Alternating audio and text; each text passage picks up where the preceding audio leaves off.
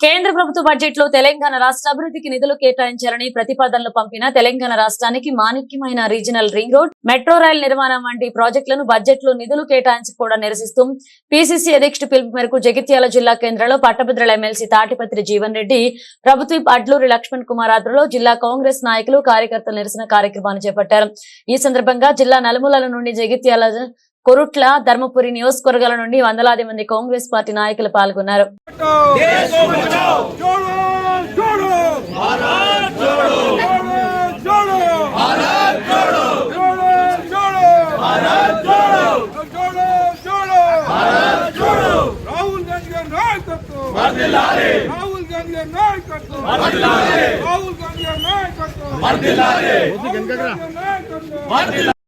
రైతాంగంతో పాటు రైతు కూలీలు ఇంత పట్టేటన్నం తినగలుగుతున్నారని చెప్పారంటే జవహర్ రోజ్గార్ యోజన కార్యక్రమం చెప్పి చెప్పండి తప్పదని చెప్పండి.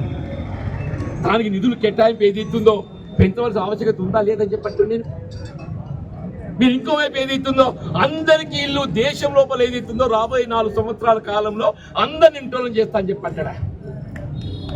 సంతోషం నాయన. ఇలా ప్రధానమంత్రి ఆవాస్ యోజన గృహ నిర్మాణ కార్యక్రమం కింద గత బడ్జెట్ లో 30,000 కోట్లు ఉంటే సరాసరి ఇవాళ 20,000 కోట్లు తగ్గించిందా? గత ఆర్థిక బడ్జెట్ ఏదైతుందో 24-25లో ప్రధానమంత్రి ఆవాస్ యోజన కింద గృహ నిర్మాణ కార్యక్రమానికి ఏదైతుందో దాదాపు 30,000 కోట్ల బడ్జెట్ కేటాయింపు చేస్తే ఇప్పుడు అది పెంచాలి. దాన్ని ఏం చేసిండు? 10,000 కోట్లు తగ్గించి నువ్వు ఏ విధంగా అందరికి ఇల్లు నిర్మాణం సమకూర్చగలుగుతావు చెప్పట్టు. నేను దయచేసి వాళ్ళ ఈ కార్యక్రమం ఏదైతుందో కేంద్ర ప్రభుత్వం యొక్క కళ్ళు తెరిపించడానికి, కేంద్ర ప్రభుత్వంపై ఒత్తిడి తేవడానికి తెలంగాణ ప్రదేశ్ కాంగ్రెస్ ఇచ్చిన పిలుపు మేరకు మన జగిత్యాల జిల్లా కేంద్రంగా మిత్రులు జిల్లా కాంగ్రెస్ అధ్యక్షులు అడ్లూరి లక్ష్మణ్ గారి నాయకత్వం లోపల ఈ కార్యక్రమం చేపడుతుంది. మరి తెలంగాణ ప్రాంతంలో ఏదైతుందో సాగునీటి సౌకర్యాలు మెరుగుపరచాలని చెప్పిన ప్రాణహిత చెరువుల ప్రాజెక్టే నిర్మాణం తలపెట్టమే. మన గత ప్రభుత్వ వైఫల్యమా, కేంద్ర ప్రభుత్వ నిరాదరణ? ప్రాణహిత చెరువుల ప్రాజెక్ట్ నిర్మాణానికి ₹1 కూడా మన కేంద్రానికి వెళ్ళి సహకారం పొందలేకపోయినా. ₹1 అంటూ నేను 1,20,000 కోట్లు ఈ ప్రాణహిత చెరువుల ప్రాజెక్ట్ రీడిజైన్ చేసిన నెపంతో నీ మేడిగడ్డ అన్న సుందరతో ఏదైతుందో 1,20,000 కోట్ల అప్పులు జరిగిందని చెప్పండి. మీరు ఆంధ్ర రాష్ట్రానికి పోలవరం ప్రాజెక్ట్ ఇస్తున్నారు జాతీయ ప్రాజెక్టుగా. సంతోషం నాయన, మాకైతే లేదు.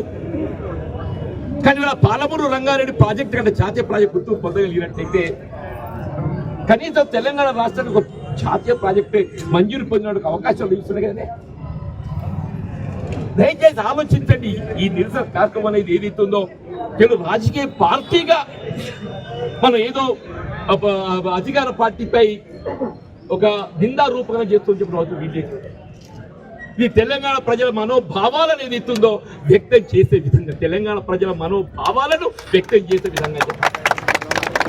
యావత్ తెలంగాణ ప్రాంత ప్రజలు గ్రామాల పట్టణాలన్నీ కూడా చెప్పంటున్నాం. అది ఏంటా కేంద్ర ప్రభుత్వం ఇంత అన్యాయమా? మన తెలంగాణ రాష్ట్రంలో భాగం కాదా? మరి ఎందుకు ఇంత వివక్ష అనే భావన వ్యక్తం చేస్తుంటే మరి నిరసన కార్యక్రమం ఏదైతుందో, ఇంత మండు పెండలు ఏదైతుందో, మరి రాష్ట్ర కాంగ్రెస్ పిలుపు మేరకు జిల్లా కాంగ్రెస్ అధ్యక్షుడు చొరవతో ఏదైతుందో ఇంత పెద్ద ఎత్తున దీన్ని సభలకు సహకరించినటువంటి యొక్క సోదర కాంగ్రెస్ కార్యకర్తలు, అభిమానులు, యువజన కాంగ్రెస్, ఎన్ఎస్ఏ, మహిళా కాంగ్రెస్, మైనార్టీ సెల్, దళితులు, బలహీన వర్గాలు అందరూ కూడా చెప్పారు.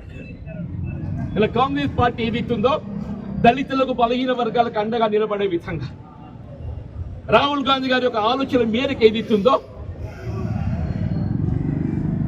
జిత్తే జనాభా ఉత్తే ఇస్సేదారి అనే విధంగా ఏదైతుందో ఇవాళ నిన్న రిపోర్ట్ సబ్మిట్ చేయబడిందని చెప్పారు. మేము ప్రత్యేకంగా శాసనసభ సమావేశం జరిగి ఏ విధంగా బలహీన వర్గాలకు మనం వాళ్ళ హక్కులు కల్పన కొరకు ఏదైతే ప్రభుత్వం మరి చొరవ తీసుకోకపోతే ముందుకు పోగొతున్నట్టు అంశం చర్చించడానికి రేపు శాసనసభ సమావేశం ప్రత్యేకంగా మరి చేపట్టబడుతుందని చెప్పండి. ఏదైనా కాంగ్రెస్ పార్టీ ఆనాటి నుండి ఈనాటి వరకు దళితులు, బలహీన వర్గాలు, అల్పసంఖ్యాక వర్గాలు, మా ముస్లిం మైనార్టీ, మా ఆడబిడ్డల సంక్షేమమే ప్రధానమని భావించే విధంగా కృషి చేస్తున్న విషయం మీకు తెలియదు కాదు.